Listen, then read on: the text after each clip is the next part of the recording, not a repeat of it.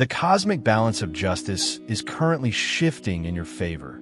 Chosen one in the most amazing way conceivable. The same individuals who spread their poison through whispered discussions and feigned anger, lying to everyone about you, are now seeing their own circle turn against them for harming the defenseless. The foundation of the people who made up myths about your character is being destroyed by a psychological earthquake. The same individuals who nodded when falsehoods tainted the air around your name, who offered their voices to a campaign of destruction, and who muttered in the shadows to feed someone else's grudge. These people are no longer just turning away from the lie. The situation goes beyond straightforward vindication. The universe is showcasing its flawless system for dealing with those who dare to attack innocent people. Their jail is the trap that was set up to bring you down. And their own erstwhile allies, who at last realized the truth, are turning the keys.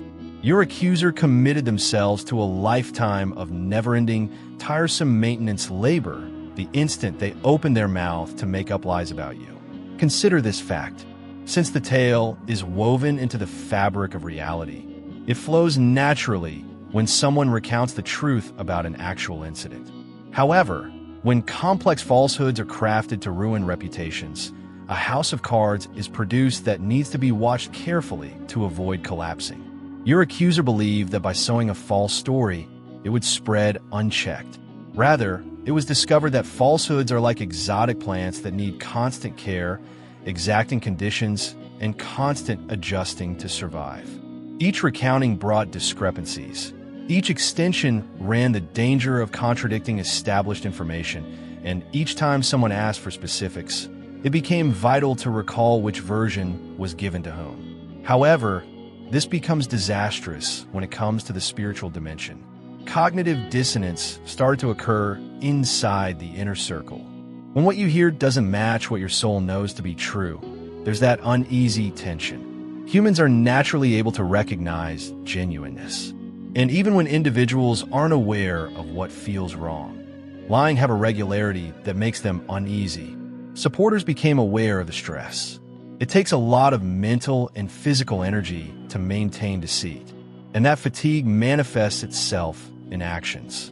When questioned, agitation increased, defensiveness increased, and a fixation on mastering every aspect of the story developed. The circle saw a once-known person change into something desperate and unidentifiable. While truth sustains itself with ease, someone with boundless energy tries to destroy you. Lies require life support all the time. People started to question why someone would devote so much efforts to dismantling you unless they had a deeper motivation. The upkeep needed to preserve their tale was increasingly dubious, even more so than the initial charges. They made the most disastrous mistake in spiritual warfare when they picked you as their target. Making up a story about your persona was supposed to force everyone to view you through their imaginary prism.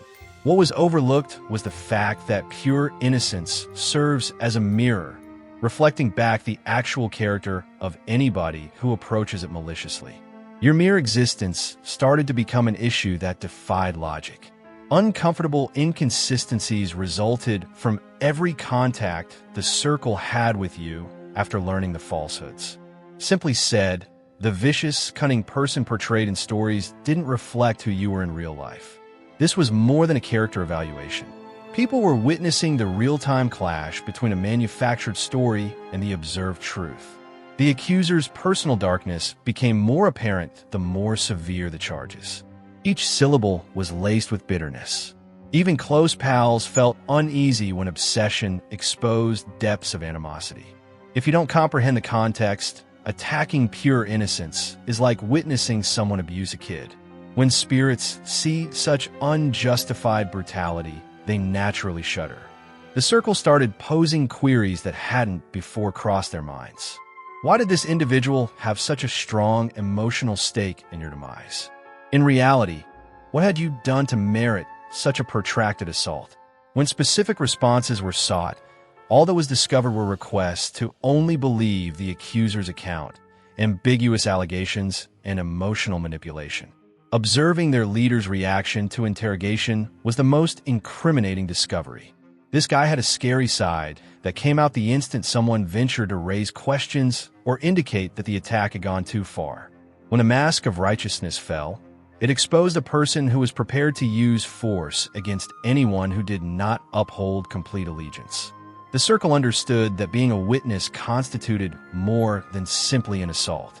This served as a sneak peek of what was in store for anybody who crossed this person's path.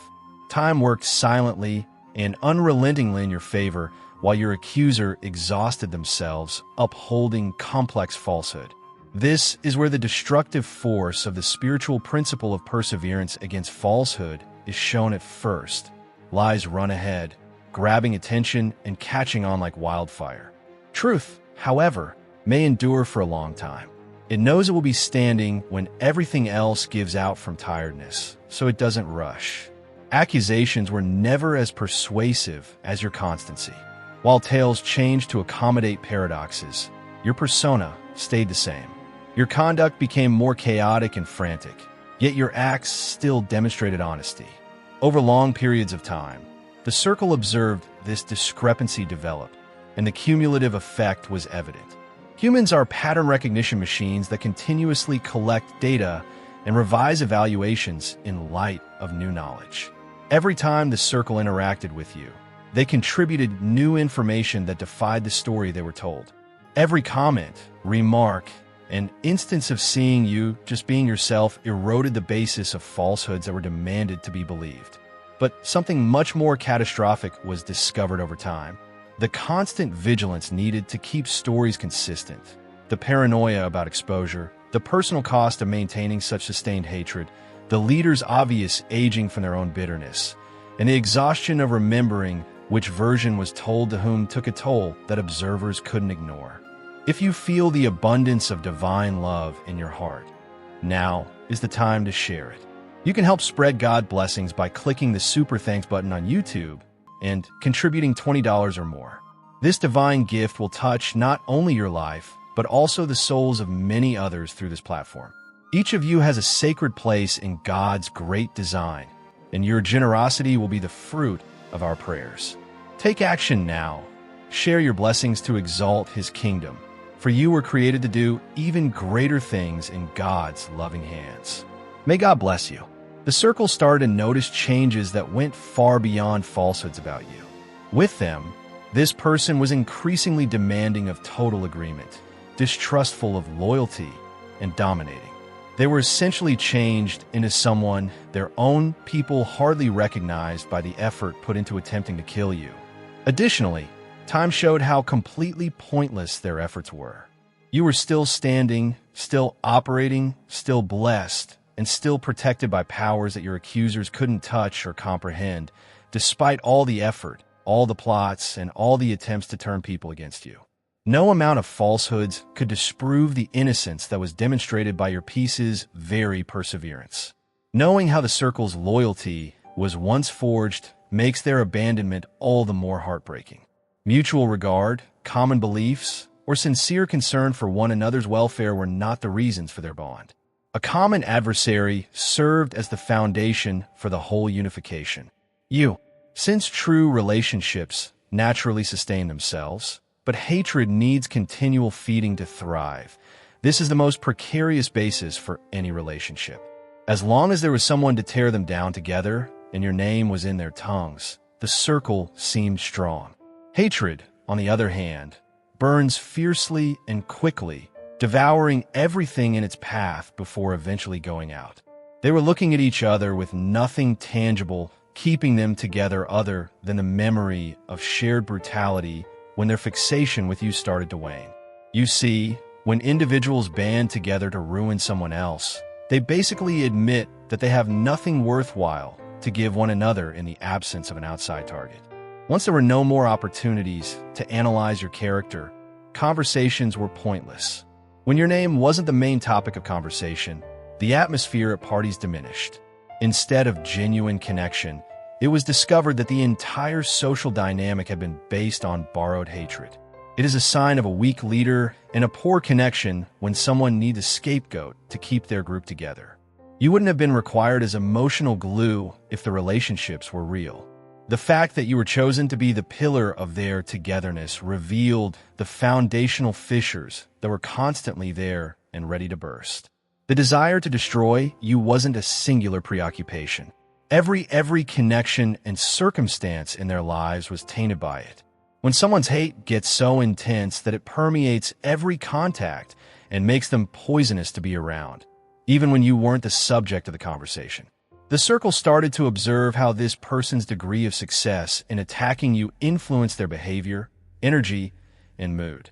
There were good days when new believers were enlisted or fresh falsehoods were successfully propagated. When narratives were questioned or information that contradicted tales surfaced, bad days occurred.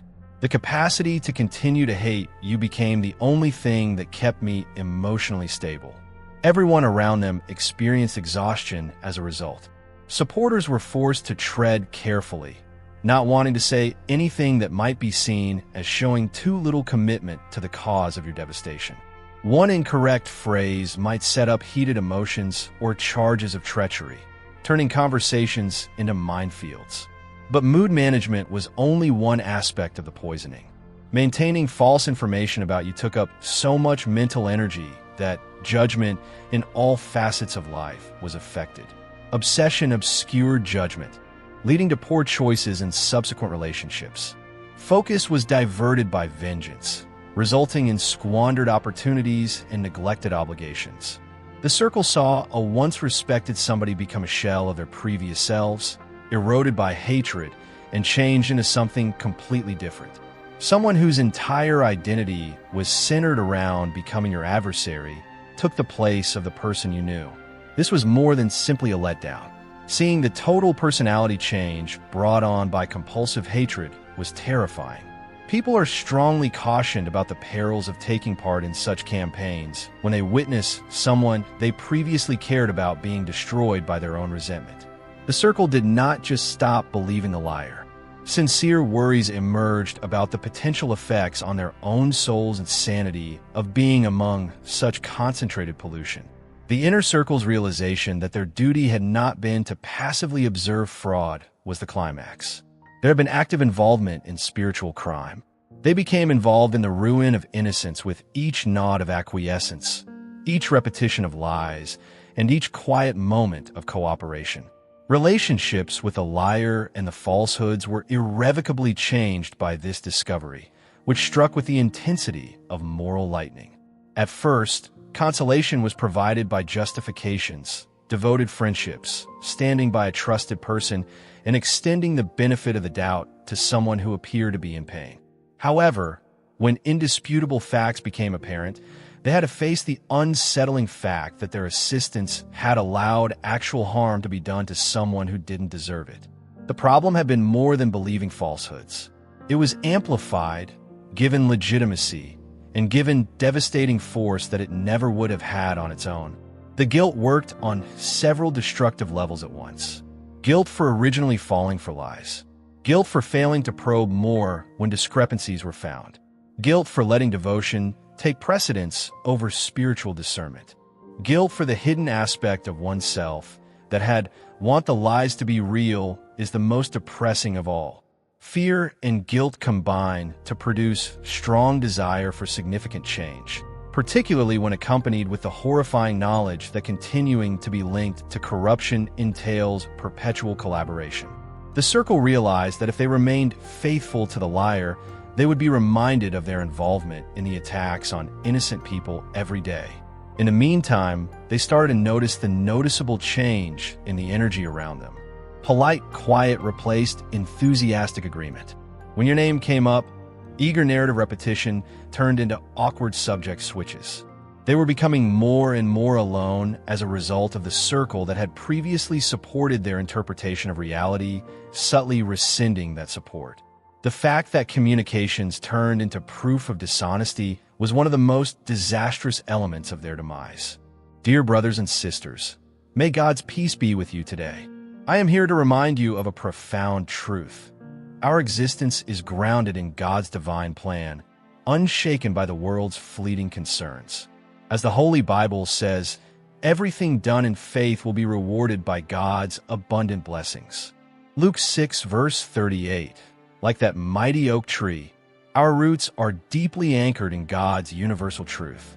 Every step we take, every stance we hold is secure by His power.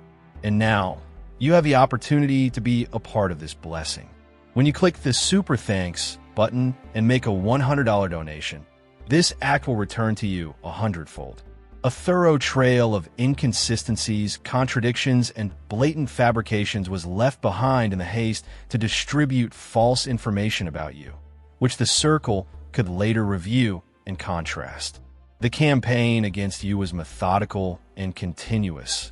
Unlike impromptu falsehoods that could be forgotten, thus it was necessary to keep similar message during several encounters with various individuals. However, human memory isn't flawless, particularly when it comes to recalling details from fiction rather than real-life occurrences. Dates that didn't match, details that changed between tellings, and motives that were described differently to various audiences were just a few of the minor inconsistencies that began to surface. When discrepancies grew apparent enough to be noticed, the Circle's intellectual members instinctively started comparing notes. These discussions exposed the extent of discrepancies and made it hard to ignore the indications of systematic deceit. Questions such as, did the same thing get told to you that got told to me, or does this timeline make sense to you, began to be asked. The emotional discrepancy in messaging, however, was the most incriminating proof. There's often a normal progression through the phases of mourning when people share authentic accounts of actual suffering they have encountered, recovery, and final settlement. However, when false victimization persists, there is no actual wound to heal. Thus, emotional reactions deviate from normal patterns. The Circle saw that anger seemed to grow over time rather than lessen as it went through the typical therapeutic procedures. Energization seems to come from sustaining conflict rather than from looking for resolution or closure.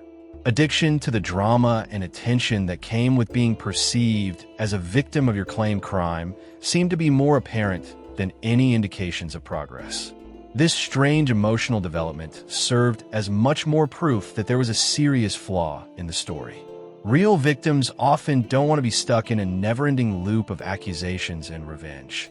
Instead, they want to move on and recover. The accuser isn't just being abandoned by the Circle.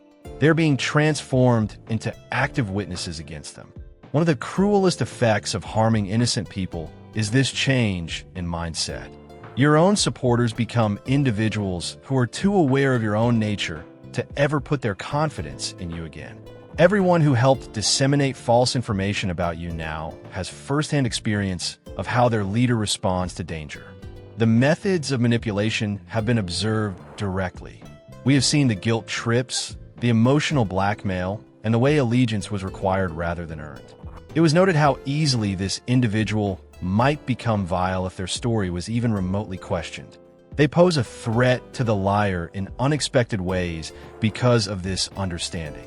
These aren't random people who could start gossip.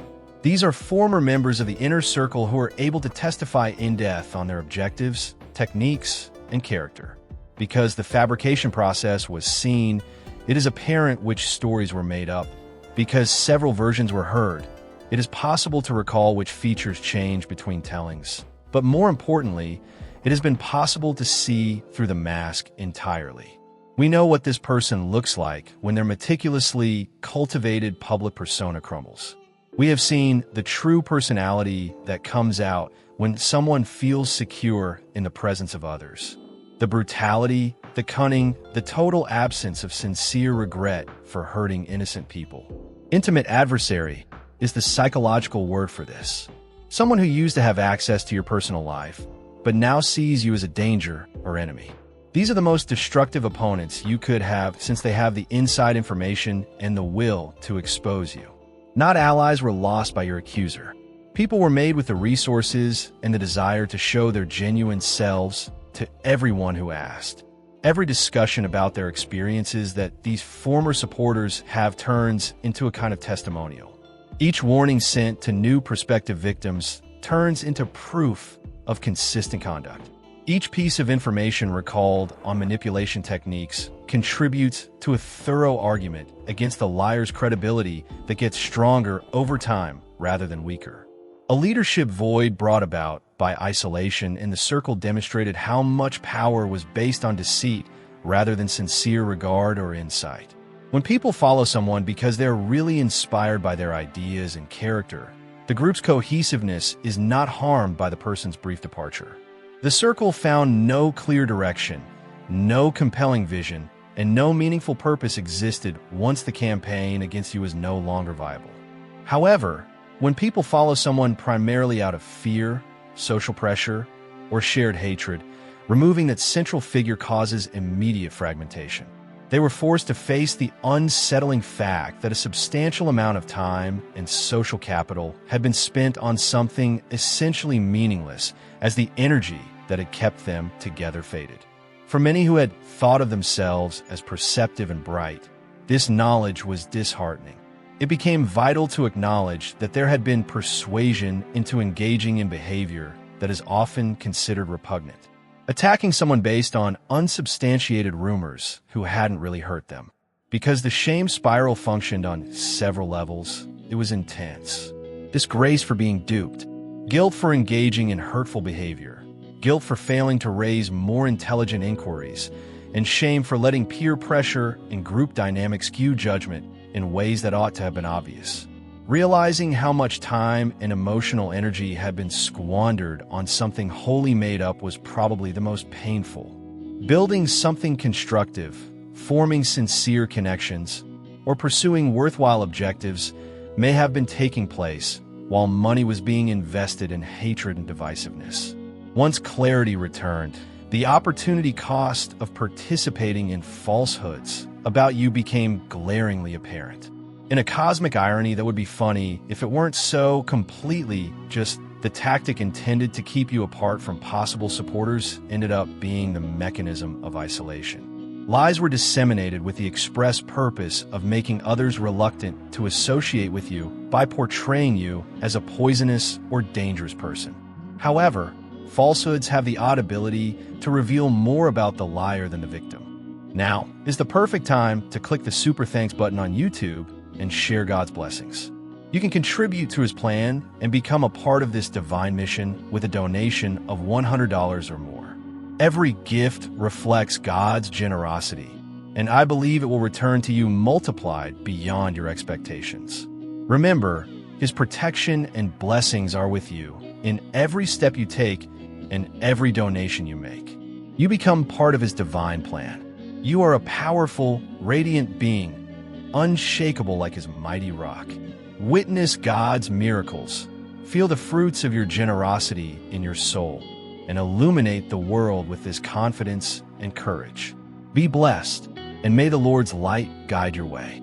Over time, the circle came to realize that if someone was ready to make up a complex story about one person, they would not think twice about doing the same to any others if they fell out of favor. The tactics employed against you served as a sneak peek at what any of them may anticipate should they ever come into contact with this individual.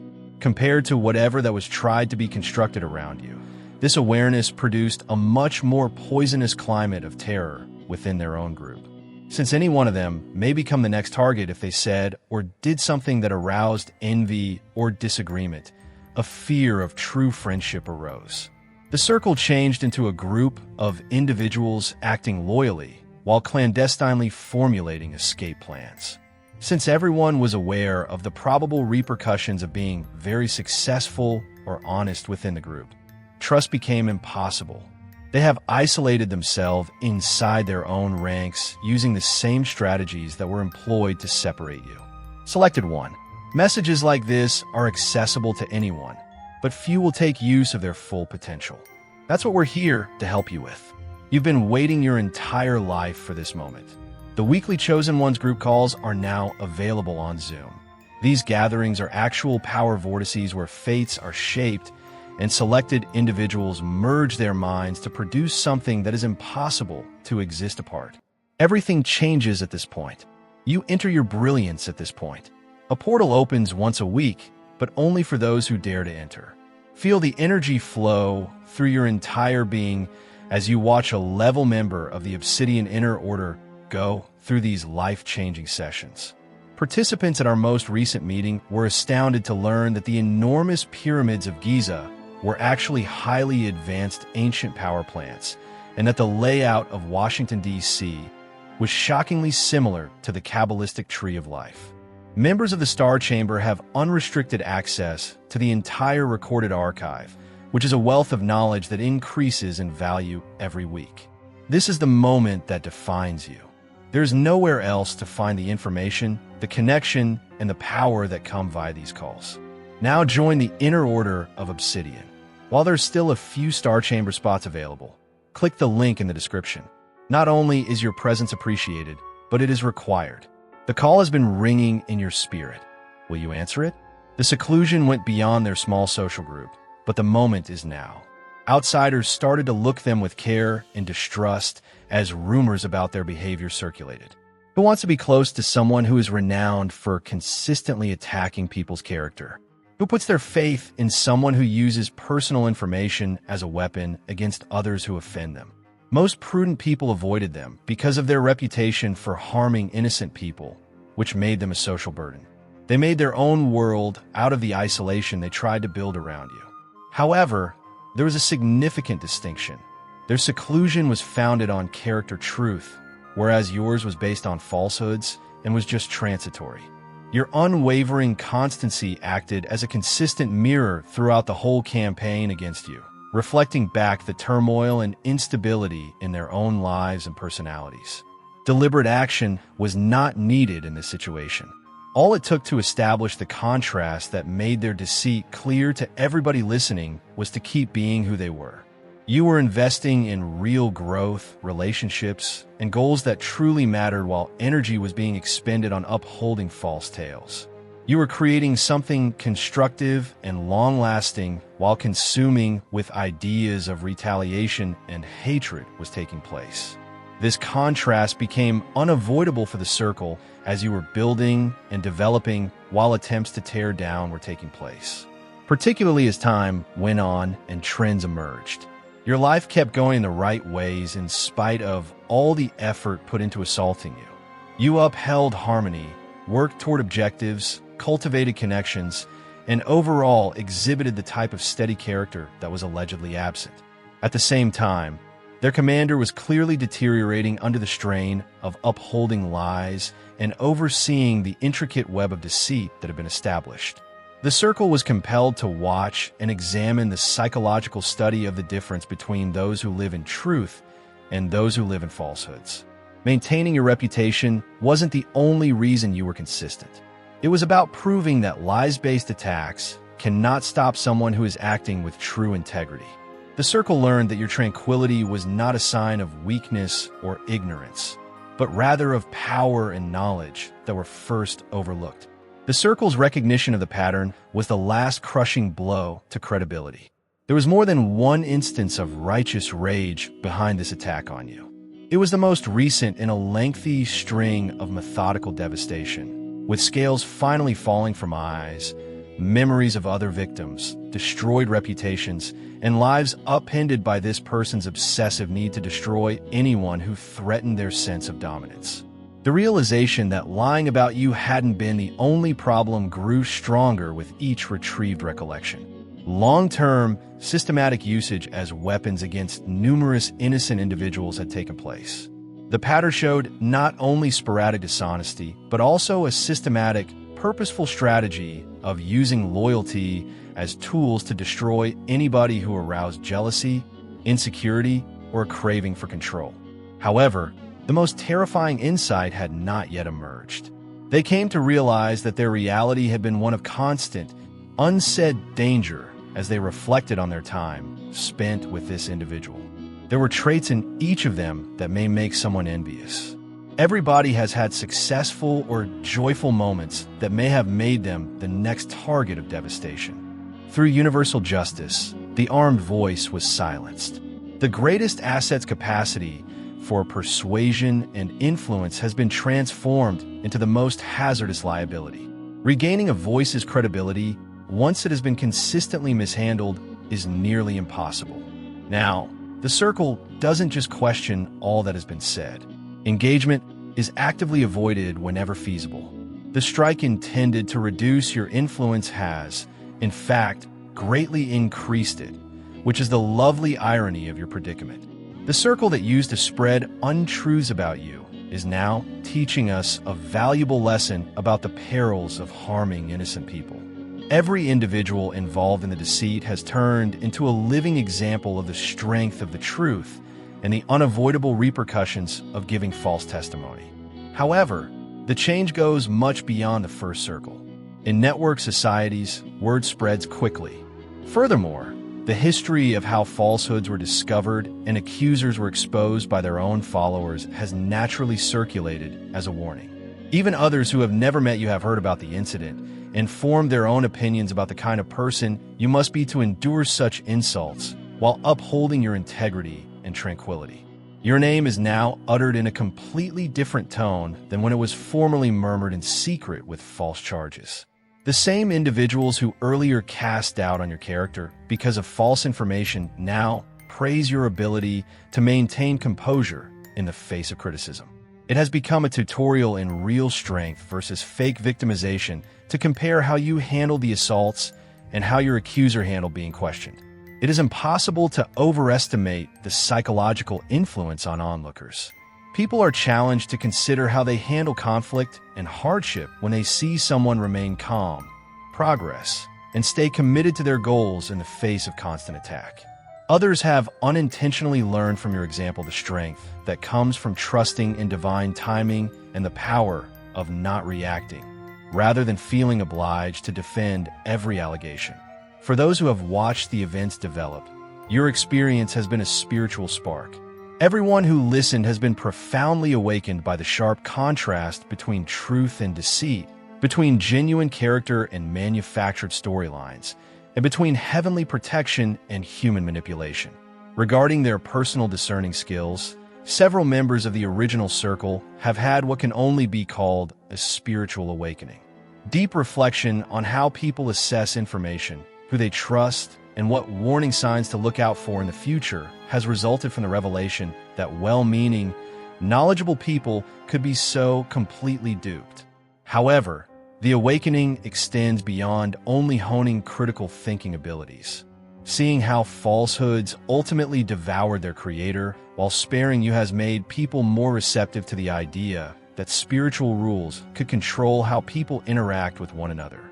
Individuals who may have previously rejected ideas, such as cosmic balance or divine justice, now have tangible proof of these principles at work. The circle has started to see that your calm amid the storm wasn't due to denial or ignorance. It had a deeper significance than the momentary drama unfolding all around you. Curiosity concerning the origin of such unwavering stability and the type of faith or knowledge that enables one to maintain composure in the face of attack has been aroused by this realization. For those who needed proof before believing in higher forces, your experience has become a link between the material and spiritual worlds. Skeptics have been persuaded that forces beyond human comprehension are in fact at work in our world by the mathematical accuracy with which justice was carried out, all the way down to employing the accuser's own followers as tools of their exposing. There is a need that has to be filled when false leadership fails. The circle that had earlier followed someone motivated by deceit and hatred was left adrift and in quest of true wisdom and direction. Your steady character became a model for what true leadership looks like in this fragile position. You didn't run for their support or affection. You didn't try to win their favor or replace their deceased leader. You just kept being yourself, steady, moral, and growth-oriented, instead of devastation. After witnessing the hollowness of manipulation-based leadership, its inherent honesty captivated those seeking something genuine. There was no more striking contrast. You gained respect over time, which increased your influence, whereas their previous leader used fear and emotional manipulation to compel devotion, where the group's unity was maintained by its former leader's adversaries. By encouraging one another and having similar principles, you forged relationships. When falsehoods were revealed, the prior leader's authority waned. The more the truth became indisputable, the greater your impact. Not because you sought their support, but because you were everything their old leader claimed to be, but wasn't. Many members of the original circle found themselves following your path. Your sincere concern for the welfare of others, your capacity to remain calm under duress, and your dedication to the truth at any personal costs. Without any effort on your part, all of these attributes attracted others.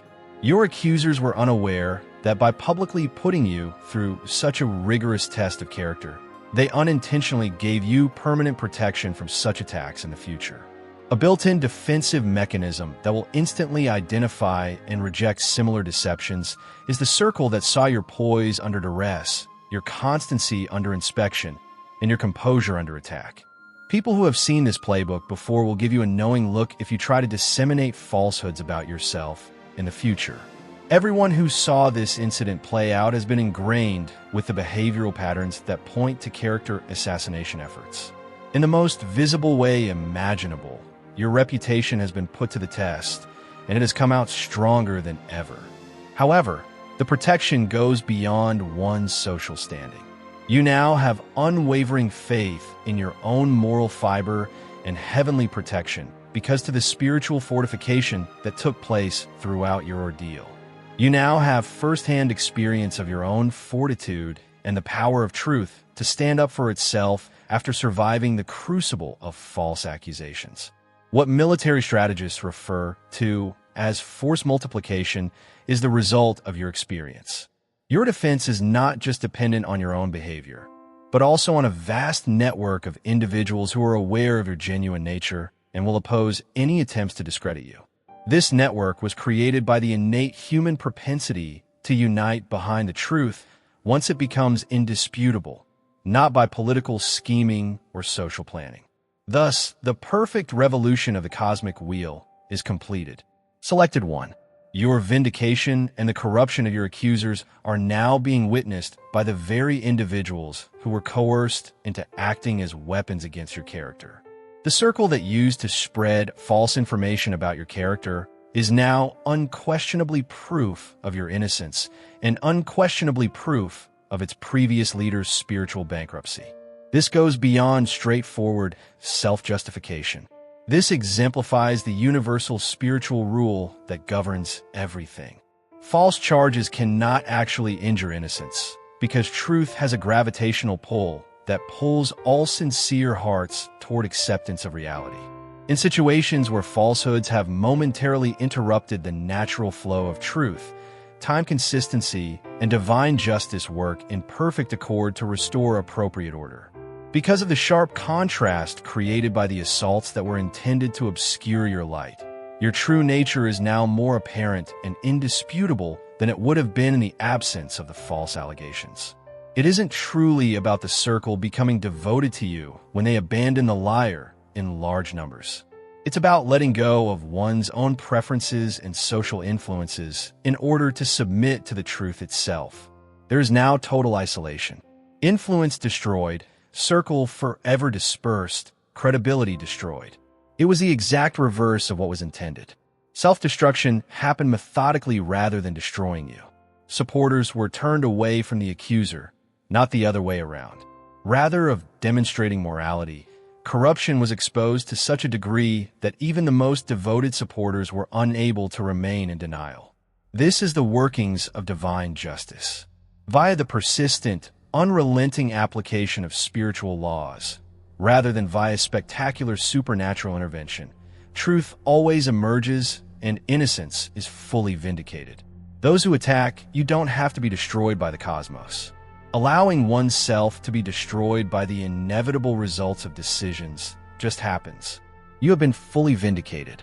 Battling wasn't necessary at all, not because there was frantic battling over it. Truth used its own strength to protect itself. Over time, innocence was consistently demonstrated to be true. Perfect equilibrium was restored by the divine order that governs everything without your help, scheming, or retaliation. Proceed now with the unwavering assurance of someone who has seen the amazing ability of truth to stand up for itself and the unquestionable certainty of divine justice to to put everything back in its rightful place. Your narrative is timeless evidence that truth is its own weapon and innocence is its own shield. When individuals act with true integrity, the universe itself comes to their defense, and no weapon designed to harm them can ever succeed. All selected ones who believe in ultimate justice and avoid getting sucked into the toxic game of defending themselves against lies that have no actual power inherit this. All innocent souls will be vindicated by the same spiritual laws that exonerated you. Those who chose deceit over truth will be revealed by the same divine justice that exposed your assailants. Every falsehood ever spoken against someone who is acting with true integrity and in accord with the will of God will be outlasted by the same timeless principles that outlive their lies. It is powers beyond human manipulation and worldly scheming that have ensured your victory, your vindication, and your future. The very powers that were previously believed to be capable of destroying have completed the circle, exposed the truth, and established your rule.